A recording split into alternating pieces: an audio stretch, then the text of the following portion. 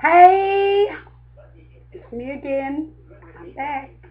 Do all things through Christ which strengthens me. That's Philippians, the 4th chapter and the 13th verse.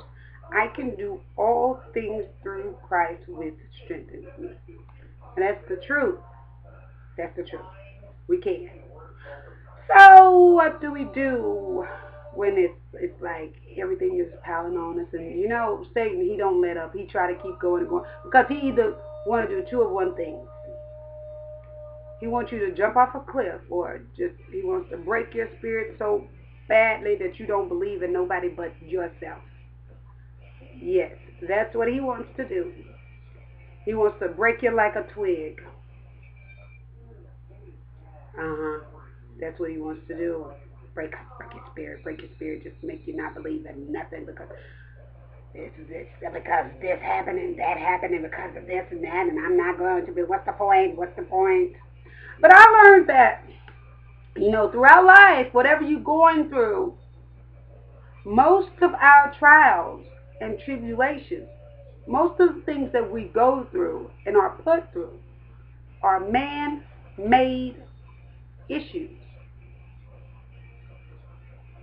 man-made problems, not things of divine, you know, intervention or things that now granted I did say most things.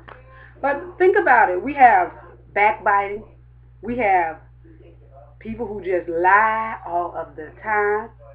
Those who like to play head games. And then you have the cyber bullies, which let me tell you what to do with cyber bullies, right? This is what you do.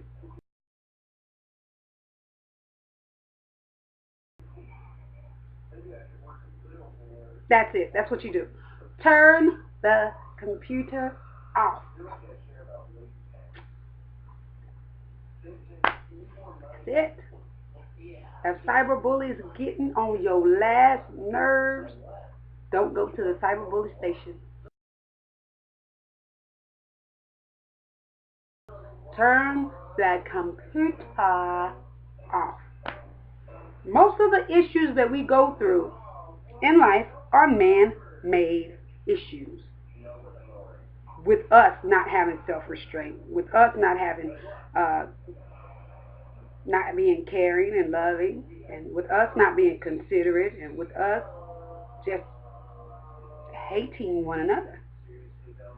Man-made choice. And we choose to just treat people like crap a lot of times. There's a lot of people that choose to treat people like crap. But then there's others that choose to do what's right, that try to be a stand-up person, that do the best that they can to treat people like they want to be treated. Everyone is not the same, but honestly, sometimes we get so down on our luck that we cannot see beyond our circumstances. We cannot see that there's not many people throughout life that don't go through some type of trials and tribulations. We can't see that because we only see what people are in their lives now, not how they got there.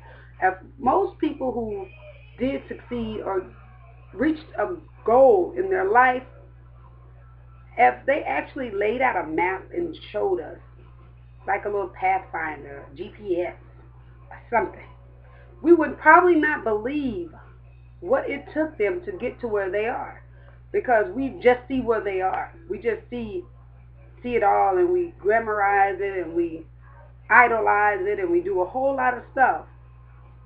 And we can do all things through Christ which strengthens us.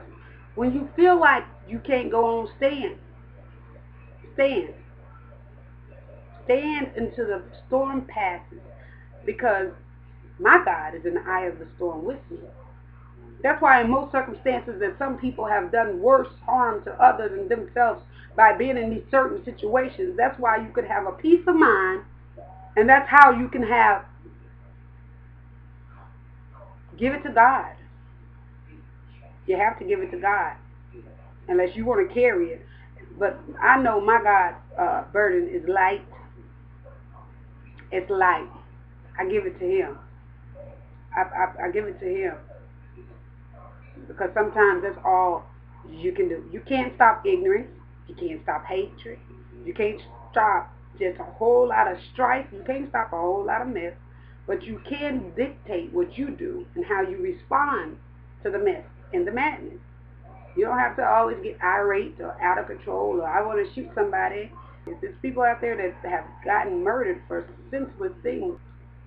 Certain things are not worth the drama and the sometimes consequences of what it brings. It's just like petty.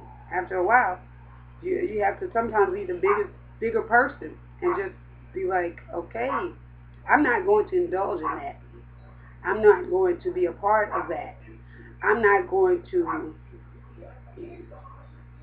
allow that in my spirit because what the energy I put off is usually a direct reflection of what I have absorbed from others. You can be in the most positive mood. If somebody comes that's negative and angry, a lot of times, just think about it. How many times you get irritated? How many times do you get angry? The energy we give off is a lot of times dictates how we, not a lot of times, it dictates how we feel, how we react to others, how we communicate with others. And if all we have to say is something negative, then we're not in a happy place within our life. And all we have to do is compare our lives to somebody else's, and we're not in a happy place. Never compare your successes to the success of others.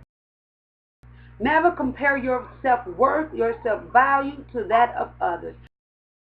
Never look at someone and wish that you were them because you don't know what's going on in their life and you don't know how they feel. They might be the most broken soul there is.